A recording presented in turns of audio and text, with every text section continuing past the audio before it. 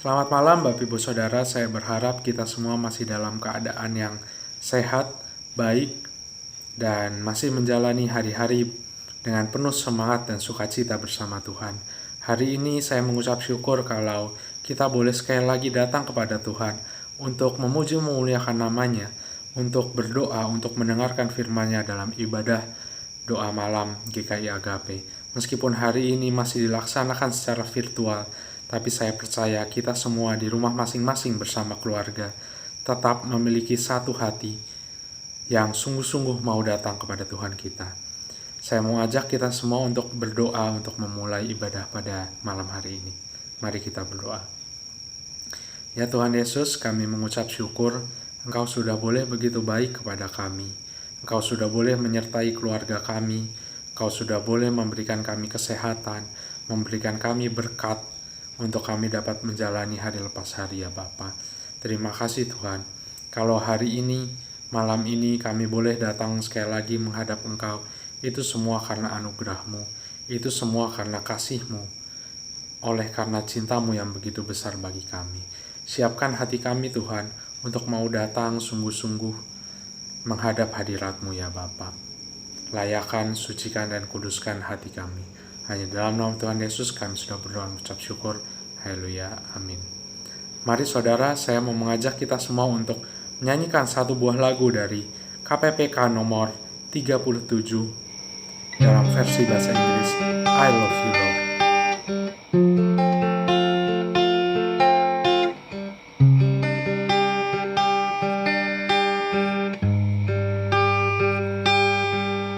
I love you, Lord, and I lift my voice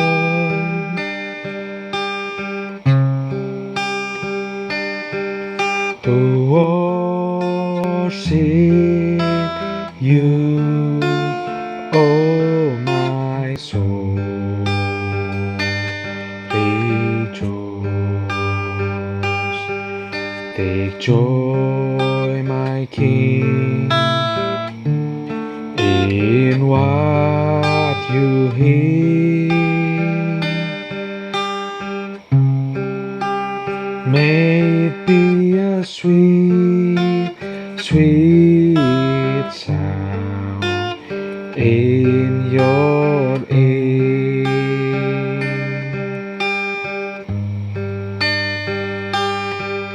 I love you, Lord, and I lift my voice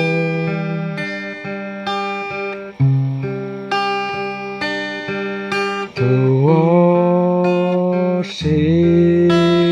you, oh my soul.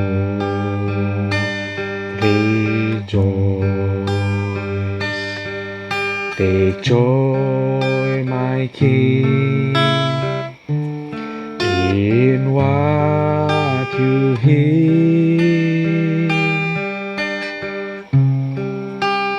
May it be a sweet, sweet sound in your ear.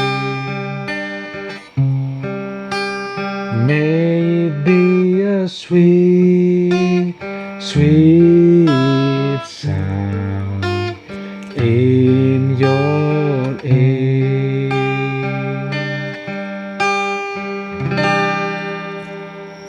Bapak Ibu Saudara, saya mau mengajak kita semua untuk mempersiapkan hati. Kita mau datang kepada Tuhan untuk mendoakan beberapa pokok-pokok doa yang nanti akan kami tampilkan di depan layar.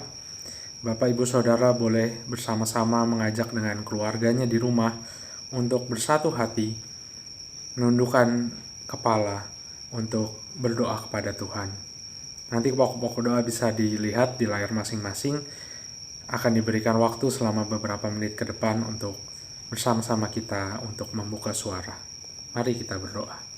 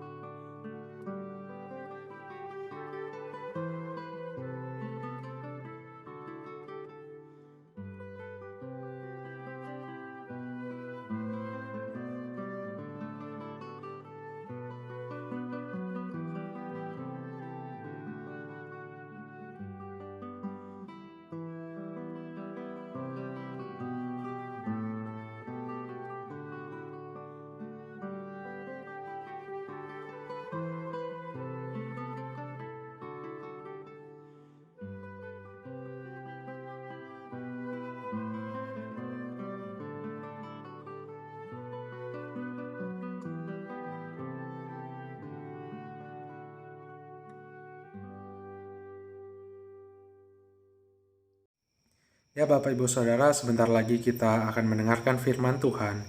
Kita mau mendengarkan isi hati Tuhan yang akan disampaikan melalui hamba-Nya.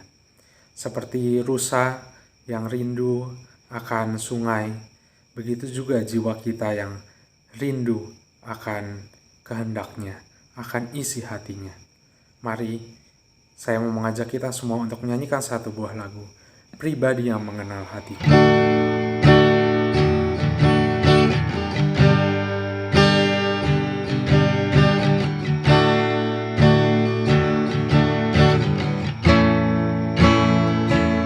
Seperti rusa yang haus, rindu aliran sungaimu.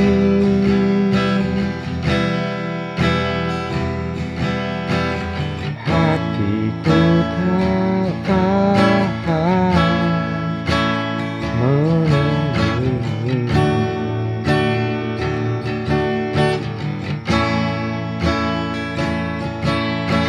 Bagai tanah gersang menanti datangnya hujan. Begitupun jiwaku, Tuhan.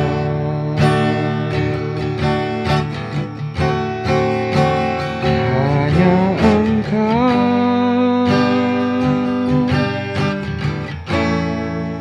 pribadi yang mengenal hatiku.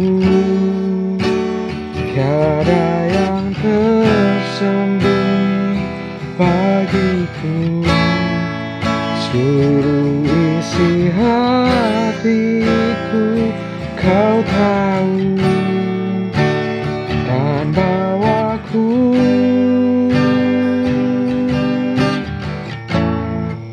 untuk lebih dekat lagi padamu, tinggal dalam indahnya dekapan kasih-Mu.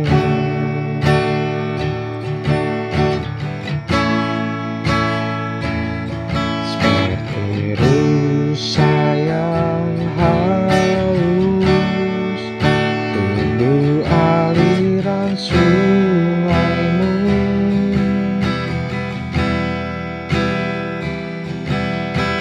Hatiku tak tahan menunggumu.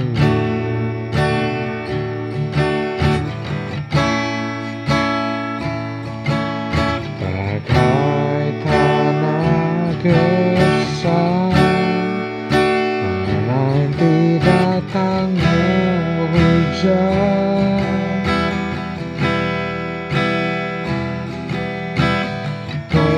Begitupun jiwaku, Tuhan.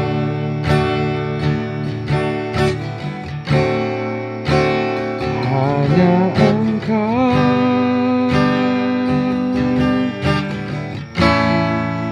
pribadi yang mengenal hatiku. Tiada yang tersembunyi bagiku. Seluruh isi hatiku Kau tahu, Kau bawaku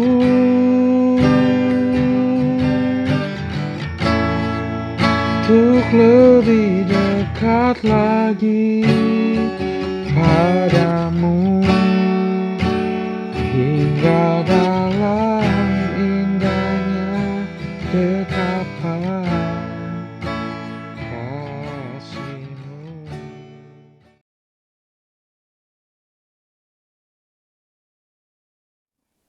Selamat malam Ibu Bapak dan Saudara sekalian. Kita akan melanjutkan doa kita dengan merenungkan bagian sabda Tuhan. Sebelumnya mari kita berdoa. Bapa di surga, berkati percakapan kami dan tolong supaya apa yang kami pikirkan ini boleh menjadi berkat buat setiap kami yang berbagian di dalam persekutuan doa malam.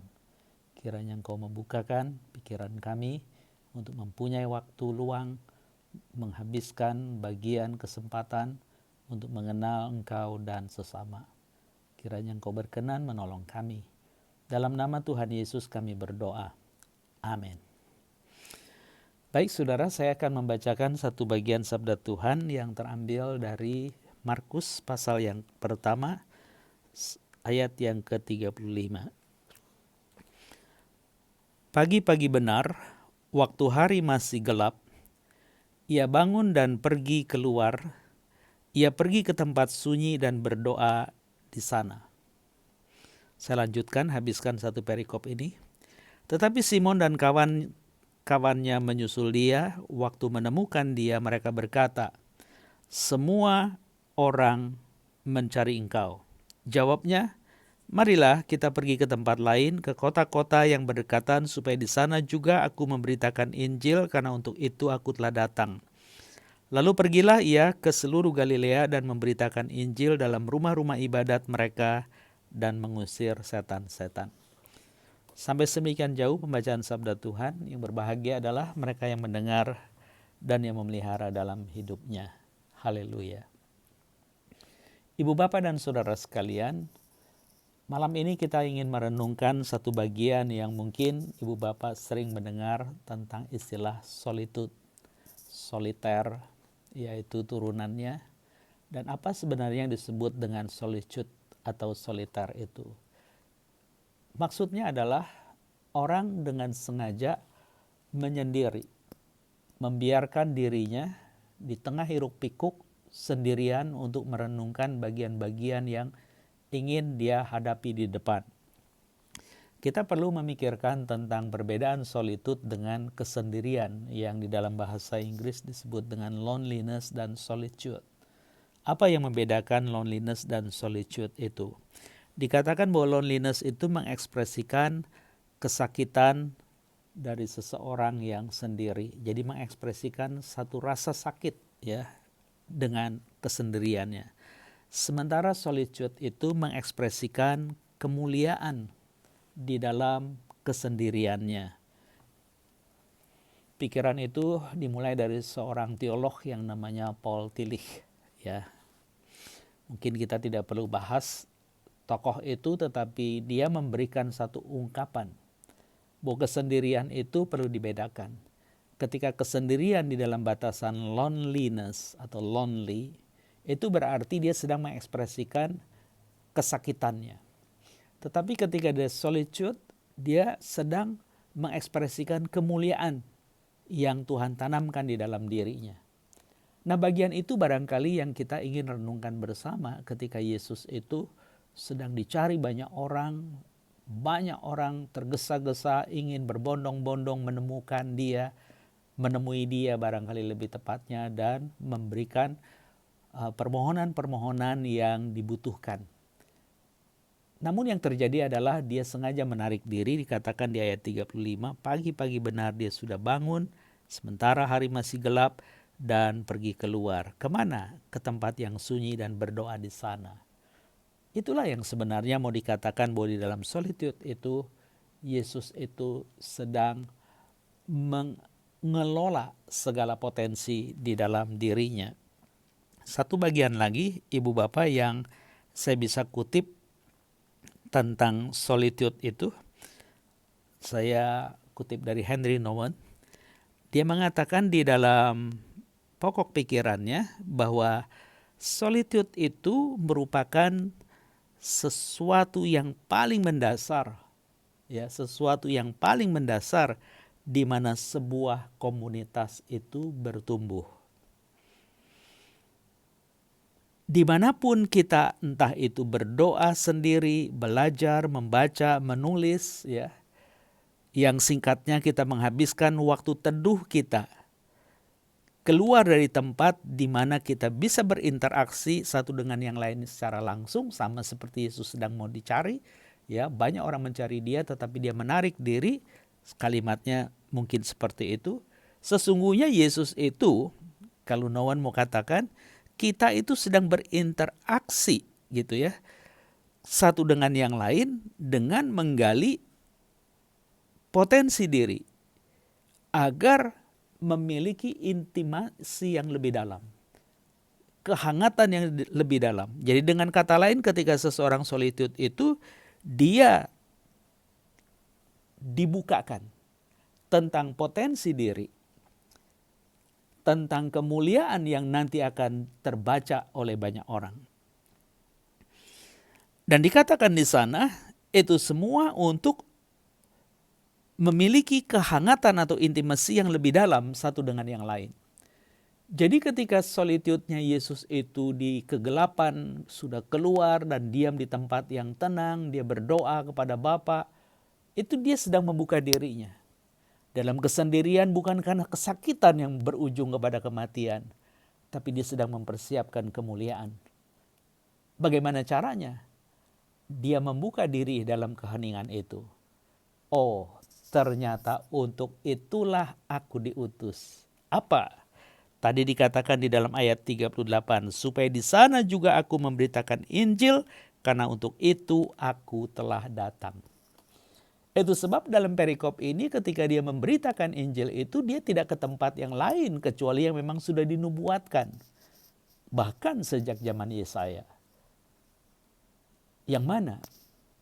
Oh, tanah di utara itu tidak lagi tinggal di dalam kegelapan karena sudah melihat terang yang besar. Dan dia menyatakan kemuliaan sebagai terang. Dan dimulai dari keteduhan batin untuk menarik diri.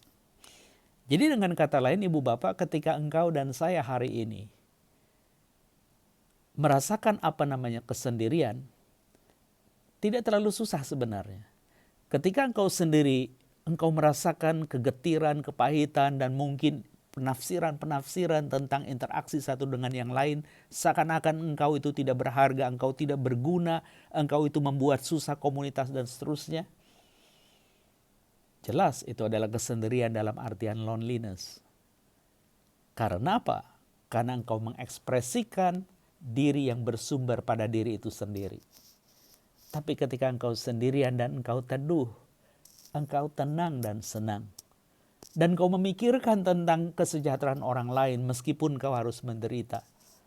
Karena di sanalah tersingkap di dalam diri saudara dan saya ada potensi yang sedang dibukakan oleh terang besar itu untuk mengalami intimasi yang lebih dalam satu dengan yang lain. Sehingga kehadiran kita di tengah sesama dirasakan bukan hanya keteduhannya, kesukacitaannya. Satu minggu saya datang ke sebuah gereja yang sudah lama saya tidak bersama-sama keluarga. Satu kali ketika kami datang, orang bingung. Oh, ini orang gak diundang, kenapa datang? Lalu dibunyikan, kami datang karena ingin menikmati waktu bersama dengan keluarga beribadah. Oh, puji Tuhan. Saya pikir saya yang salah memberi info. Untuk apa kami satu keluarga datang? Kami ingin menikmati kebersamaan yang memang kami sudah persiapkan. Sehingga di dalam doa kami sebelum berangkat, semoga kehadiran kita bermanfaat dan menjadi berkat. Dan ternyata benar, dia mendengar seruan itu. Sehingga kami hadir, memberikan segala hidup yang menjadi kesaksian yang mereka baca, Tuhan ada, Tuhan menyertai. Jadi Ibu Bapak, ketika kita diingatkan kembali apa yang Nowan itu ingin ungkapkan kepada saudara dan saya, bahwa solitude itu merupakan sesuatu yang paling mendasar di mana komunitas bertumbuh, maka engkau mengharapkan komunitas yang engkau bimbing, entah di tengah keluarga engkau sebagai kepala keluarga, di tengah jemaat engkau sebagai pendeta, di tengah masyarakat mungkin kau sebagai pimpinan perusahaan dan lain sebagainya. Ingat, dikatakan bahwa kesendirian itu, solitude itu menjadi hal yang begitu mendasar untuk komunitas yang dipercayakan kepada kita bertumbuh. Jadi dimanapun ketika engkau entah berdoa, membaca studi, menulis, dan apapun menghabiskan waktu gitu ya, keluar dari tempat-tempat di mana kita biasa berinteraksi di tengah komunitas itu berarti sesungguhnya engkau sedang membuka dirimu yang penuh potensi diasah oleh Tuhan untuk menjadi alat berkat. Kalau demikian Ibu Bapak, jadi sebenarnya adalah benar mengekspresikan kepahitan kita seperti pandemi ini.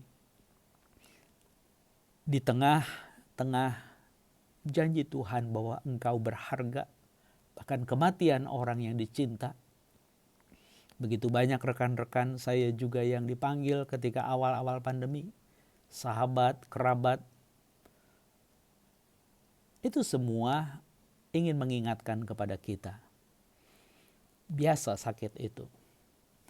Tapi di balik itu dia sedang mengalihkan pandangan untuk kita melihat bahwa dia mengasihi kita. Bahwa dia ingin saudara-saudara dan saya meluangkan waktu sama seperti Yesus. Sebelum dia mengelilingi area yang dikatakan dalam nubuatan tanah Naftali, tidak lagi ada di dalam kegelapan di utara Palestina itu, karena engkau sudah melihat terang yang besar. Galilea adalah tempat di mana banyak orang yang tidak mengenal Tuhan sedang berharap mendapatkan pemulihan, kesembuhan, bahkan kepastian keselamatan. Dan tidak berlebihan ketika di area yang tidak terlalu jauh dari tempat itu sendiri, Yesus pernah bertanya, menurut orang, siapakah anak manusia? Disebutkan tentang nabi lah ya, yang akan datanglah dan seterusnya. Lalu Yesus mengatakan, menurutmu, sesudah mengenal aku beberapa waktu, siapakah anak manusia? Maka Petrus yang juga dibunyikan di sini mengingatkan banyak orang mencarimu, mengatakan engkau adalah Mesias, anak Allah yang hidup. Dan Yesus mengatakan, berbahagialah engkau, Simon bin Yunus, karena engkau mendapat hikmat dari Tuhan. Di dalam kesendirian Petrus juga dia mengalami pertumbuhannya. Dia mengenal Yesus Sang Guru Agung. Dan dia mengatakan dengan tepat, bukan karena kuat dan gagah, karena Tuhan memberikan hikmat kepada dia. Jadi dengan kata lain, solitude itu memang memberikan engkau dan saya sebuah pemikiran yang begitu kuat. Ya, sebuah pemikiran yang begitu kuat. Karena di dalam solitude itulah pikiran mendapatkan kekuatannya dan berupaya belajar bersandar pada pikiran yang sudah mendapatkan kekuatan itu. Kalau begitu, biarlah di suasana solitude ini, atau mungkin bahasa kita dalam persekutuan doa malam ini, jangan pernah ibu bapak meremehkan, karena disitulah dia sedang mengajak kita. Entah engkau sedang membaca kitab, menulis jurnal, atau engkau belajar sesuatu, sesungguhnya engkau sedang membuka dirimu yang penuh potensi untuk mengalami kedalaman intimasi satu dengan yang lain. Karena pada waktu engkau mengisi solitude-mu atau waktu teduh doa malam ini, engkau mendengar suara Tuhan. Dia mengatakan engkau berharga, engkau mulia, yang akan kujadikan alat untuk kemuliaan namaku. Kalau engkau berkenan mendengar suara sabda Tuhan ini, biarlah engkau jangan mengeraskan hati. Berdoalah, karena dia maha mendengar. Mintalah, karena dia maha mengetahui. Tidak berlebihan ketika dia mengatakan, akulah pokok, engkau carang, dan Bapakkulah pengusahanya. Di luar aku, engkau tidak akan berhasil, tidak akan berbuah. Kenapa? Karena Bapa Sang pengusaha. Dia tidak pernah menghentikan aliran kehidupan. Tetapi engkau tidak bersekutu di pokok itu. Sehingga aliran itu hanya berhenti di pokok. Dan kepada carang yang mau bersekutu dengannya. Dan dia mengatakan ketika engkau berbuah, carang itu dibersihkan.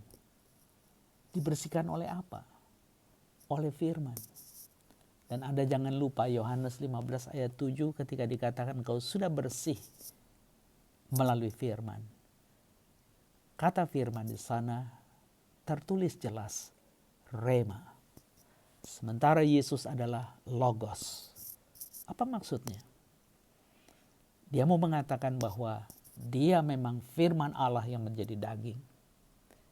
Tapi kalau engkau tidak mendengar suaranya, engkau tidak mengamati kata-katanya, dia hanya seonggok kumpulan pembelajaran, entah bentuknya rumus, entah bentuknya sebuah catatan statistik, atau apapun. Tapi ketika engkau mendengar rema, berarti di sana ada satu ikatan. Engkau dan saya bersama Yesus adalah murid dan rabi. Artinya engkau dan saya adalah murid Kristus dan dia guru agung. Dan ketika kita berbuah banyak dalam wujud bisa mengasihi satu dengan yang lain karena mengisi solitud itu, dunia tahu engkau adalah murid Kristus. Itu sudah cukup buat Anda dan saya. Dikenali oleh dunia bahwa kita adalah muridnya. Bukankah itu menjadi tema besar kita? Untuk menjadi murid Kristus yang mau mendengar dan akhirnya mengasihi. Kiranya Tuhan menolong saudara. Dia menguatkan kita di penggalan-penggalan jelang akhir dari 2020. Sebentar lagi kita akan memasuki minggu-minggu Advent. Biarlah kita mempersiapkan diri baik-baik. Tuhan menyertai ibu bapak. Mari kita berdoa. Bapa di surga, biarlah Engkau menolong sehingga kami sebagai anak-anak-Mu boleh hidup selaku murid yang mendengar rema Kristus, yaitu ajaran yang teruji di dalam kata dan tindakan, sehingga orang mempercayai Engkau adalah terang besar yang menyinari kegelapan relung hati kami, yang menyinari gelap dari tempat di mana kami huni dunia ciptaan yang Kau titipkan ini. Kami ingin Tuhan langkah-langkah kami terang benderang oleh kasih karunia-Mu, sehingga Engkau berkenan menjadikan kami murid-murid-Mu ketika kami berbuah, yaitu orang merasakan manisnya, hangatnya akan cinta kasih yang kami sampaikan, karena dia bukan sebuah upaya kami, tetapi dia adalah bagian daripada buah persekutuan, ranting dan pokok, sehingga kami bisa mengasihi, karena sesungguhnya Engkau lebih dulu mengasihi. Dari sanalah kami belajar melalui solitude yang Engkau sendiri tegaskan. Kesendirian untuk mengekspresikan kemuliaan di dalam diri yang Kau cipta. Bukan kesakitan dan kepedihan yang dialami di dalam dunia yang begitu rusak dan bobrok. Tuhan kasihanilah kami. Sertai teman saudara kami di jemaat, sehingga mereka yang lemah tubuh boleh mengalami kekuatan dan kesembuhan. Kami titipkan Pak Endro Santosa, kiranya Engkau jamah dia. Kami menitipkan juga Ibu Mary Lesmana. Kami menitipkan juga Pak Haryono Setiobudi. Kiranya Engkau tolong mereka semua. Dan kiranya Engkau berkenan juga menolong rekan kami di Jembatan 2, yaitu Bapak Yusuf Rahmadi, penatua jemaat yang setia untuk menerjemahkan baik liturgi maupun khotbah di tengah-tengah jemaat GKI Kanaan. Kiranya Engkau jamah dan berbelas kasih kepadanya. Kami menyerahkan juga usaha saudara-saudara kami di sini. Biarlah mereka boleh diberkati. Biarlah mereka boleh bersemangat, dan kami juga menitipkan Pokja yang ada di GKI Agape untuk menyiapkan Natal online. Kiranya Engkau berkenan menyertai mereka semua, sertai majelis jemaat yang bersusah payah untuk memfasilitasi umat-Mu, sehingga mereka juga boleh mengalami kebaikan Tuhan. Terpujilah Engkau. Kami menitipkan seorang ibu yang juga mendapatkan sebuah sakit yang perlu ditopang dengan doa. Kiranya Engkau jamah dia, Engkau berbelas kasih, sehingga dia juga boleh mengalami kelegaan, bahkan di dalam perkenanan-Mu, bahkan kesembuhan, sehingga keluarga besarnya pun tahu ada Tuhan yang tidak pernah bermain-main di dalam menata kehidupan ini. Tolonglah ibu ini juga Tuhan. Kiranya Engkau menyertai dan menolongnya, seperti Engkau menolong kami yang lain. Dengarlah doa kami yang jauh dari sempurna ini, karena kami hanya panjatkan di dalam satu nama Tuhan kami Yesus. Amin. Ya Bapak Ibu Saudara, kita mengucap syukur kalau kita baru saja boleh mendengarkan firman Tuhan. Sebelum kita tutup ibadah kita pada hari ini, saya mau mengajak kita untuk menyanyikan satu buah lagu dari KPPK nomor 114, Immanuel, Immanuel. Biar kita boleh mengingat bahwa Tuhan akan terus berjalan beserta kita, akan terus menyertai kita dalam kita menjalani hari-hari kita, dalam kita menyongsong masa depan kita. Mungkin dunia berkata bahwa masa depan akan sangat berat, tantangan-tantangan akan sangat banyak yang akan kita hadapi. Tapi bersama Tuhan, Immanuel, kita akan terus berjalan dengan penuh sukacita. Mari kita menyanyikan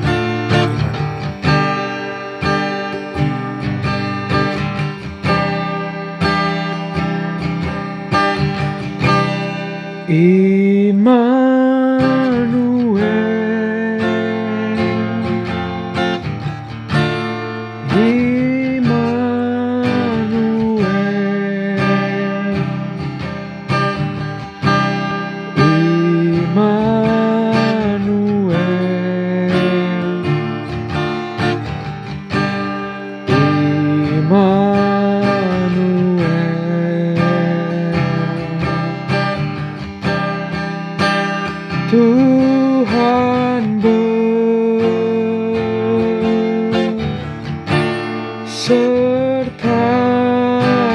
kita, namanya Tuhan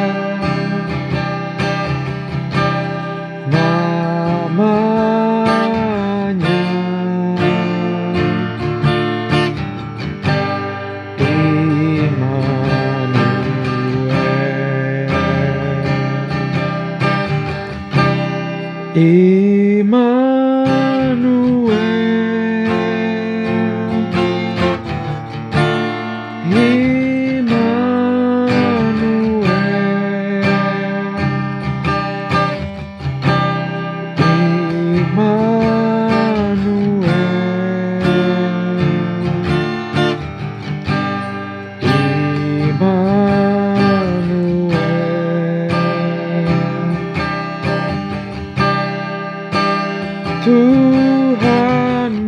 namanya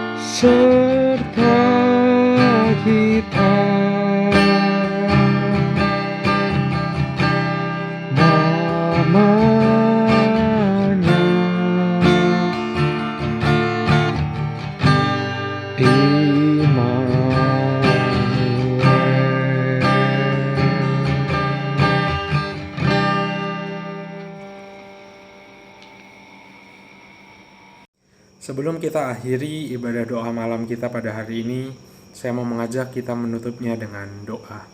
Mari kita berdoa. Ya Bapa, kami mengucap syukur kalau kami sudah boleh mendengarkan firman-Mu, kalau kami sudah boleh memuji memuliakan nama-Mu, kalau kami sudah boleh berdoa bersama keluarga kami di rumah ya Bapa. Kami mengucap syukur atas kesempatan yang indah ini Tuhan. Tuhan, kami pada malam hari ini mau berdoa ya Bapa. Biar kiranya Engkau yang terus menjagai kami, Engkau terus yang berjalan bersama kami dalam menjalani hari-hari kami ya Bapa. Tuhan, Kiranya kami tidak tahu apa yang akan kami hadapi ke depannya nanti.